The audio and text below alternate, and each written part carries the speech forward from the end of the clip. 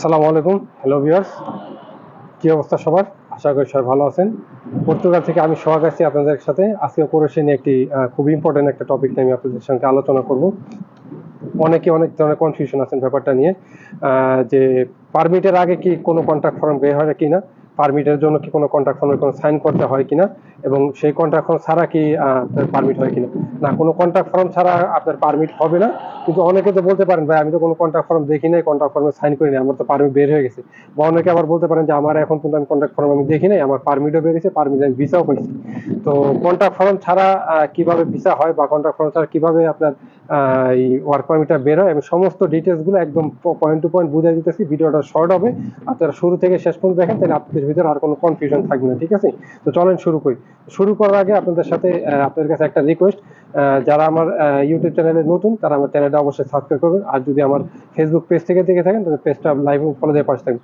আর যারা অলরেডি আমার ইউটিউব চ্যানেলটা সাবস্ক্রাইব করছেন তাদেরকে আমি অসংখ্য অসংখ্য ধন্যবাদ জানাচ্ছি।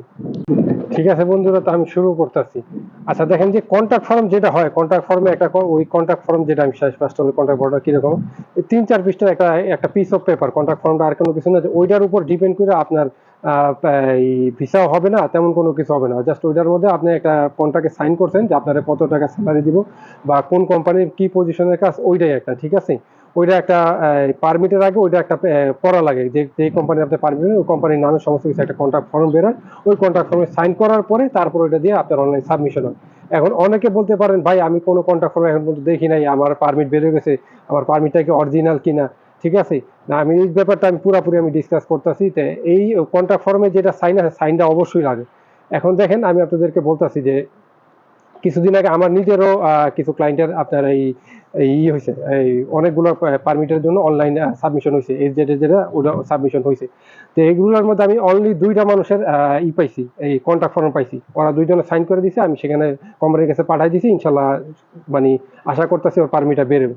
এখন বাকি যাদেরগুলো হয়েছে তাদের তো কোনো কন্ট্রাক্ট ফর্মে সাইন আমি কোনো কন্ট্রাক্ট ফর্মে পাইনি। তো তাদেরগুলো অনলাইন হয়েছে, তাদেরগুলো অনলাইন হবে কীভাবে?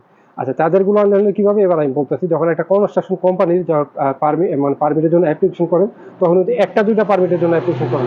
তখন ওদেরকে একটা পোস্ট খালি হয়, ধরেন যে 10টা হোক, 5টা হোক, 20টা হোক, 25টা হোক বা 50টা হোক। ঠিক আছে, তো 50টা ভ্যাকেন্সি আছে বা 25টা ভ্যাকেন্সি আছে। এখন 25টা মনে করেন যে এখানে ক্লায়েন্ট থাকে অনেকগুলো বা বিভিন্ন এজেন্টের থাকে, সবার কাছে অনেক সময় পাঠানোর হয় না, সময় হয় না।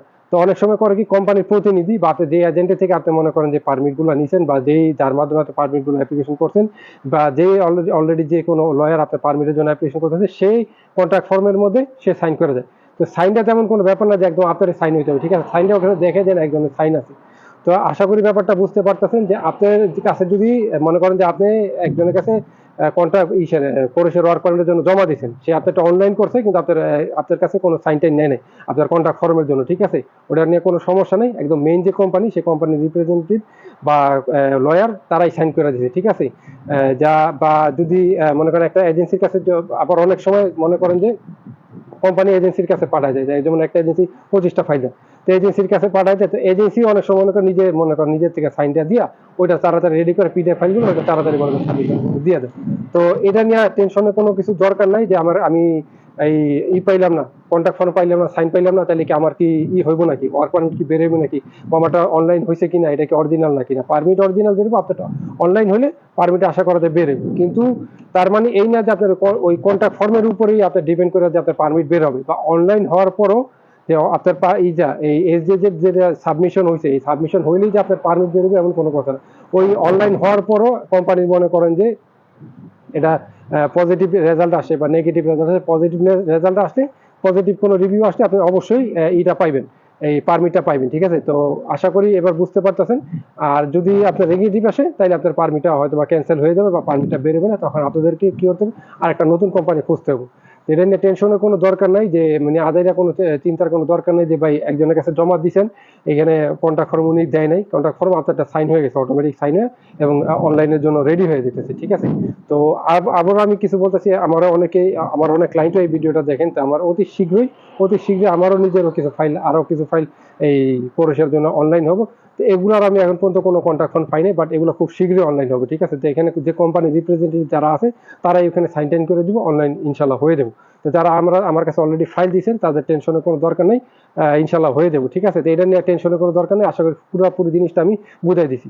আর অনলাইন হইলেই যে আপনি পারমিটটা পাইবেন এমন কোনো কথা না, ঠিক আছে। এটা আপনার সম্পূর্ণ তকদিরের উপর নির্ভর করে, বা যে কোম্পানি আছে কোম্পানির উপর ডিপেন্ড করে, ঠিক আছে। তো আশা করি সমস্ত কিছু আমি বুঝাই দিতেছি। তো ওই যে আমি যেটা বললাম যে ভাই ফার্স্টে যে ভাই আমি তো কোনো কন্ট্রাক্ট ফর্মে সাইন করি নাই, আমি তো ভিসা পেয়ে গেছি।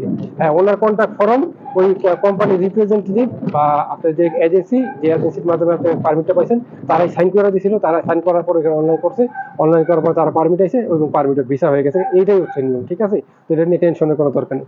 আচ্ছা, এখানে আরেকটা জিনিস না বললেই হয়, যদি অনেকে বললাম যে আমি তো কন্ট্রাক্ট ফর্মে সাইন করি না, আমি তো ভিসা পেয়ে গেছি না। কন্ট্রাক্ট ফর্ম কিন্তু একেবারে যে লাগে না এটা কোনো কথা না। আমি যেটা বলতেছিলাম ওটা আপনারা কিন্তু আবার অন্য মাইন্ডে নিয়ে না, ঠিক আছে। আমি হয়তো বা জিনিসটা পুরোপুরি ভাবে ভালো করে বুঝাইতে পারিনি, বাট এখন আমি বুঝাইতেছি, ঠিক আছে। যে কন্ট্রাক্ট ফর্ম ছাড়াই পারমিট বের হয় না, আমি তো সেটা বুঝলাম, ঠিক আছে। কিন্তু কন্ট্রাক্ট ফর্মটা কি লাগে নাকি? কন্ট্রাক্ট ফর্মটা অবশ্যই লাগে, ঠিক আছে। যখন দেখবেন যে আপনাকে ওয়ার্ক পারমিটে পেয়েছে, ওয়ার্ক পারমিটের সাথে কিন্তু 4-5টা পেজ বা আরো কিন্তু 6-7টা পেজ একসাথে দেয়, ওইটার মধ্যে কিন্তু একটা কন্ট্রাক্ট ফর্ম আছে। ওই কন্ট্রাক্ট ফর্মের মধ্যে কিন্তু আপনার আবার সাইন করতে হবে।